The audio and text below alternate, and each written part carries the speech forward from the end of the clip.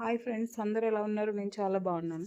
ఇవాళ నేను ఒక సింపుల్ రెసిపీ అనమాట. ఇది అందరికీ తెలిసిందే. కాకపోతే నేను ఈ రెసిపీ చాలా సింపుల్‌గా చేస్తాను. ఇది ఎంతమందికి తెలుసో నాకు తెలీదు. ఒకసారి ట్రై చేయండి, చాలా బాగుంటది.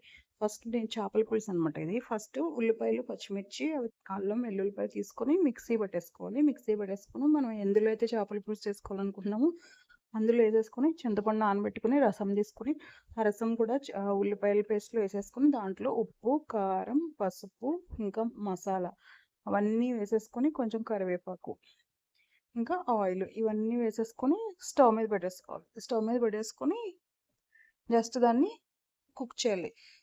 కుక్ చేసే ముందు ఏంటంటే మనం ఏవైతే ఫిషెస్ కడిగి పెట్టుకున్నామో అవన్నీ కూడా ఇందులో వేసేసుకొని స్టవ్ అంటించుకొని కుక్ చేసుకోవడమే. ఇది జస్ట్ ఎంత అంటే జస్ట్ ఫిష్ ఒకటే క్లీన్ చేసుకోవడం లేట్ అనమాట మనకి. మిగతావంతా జస్ట్ ఒక 10 నిమిషాలు అయిపోతుంది కర్రీ.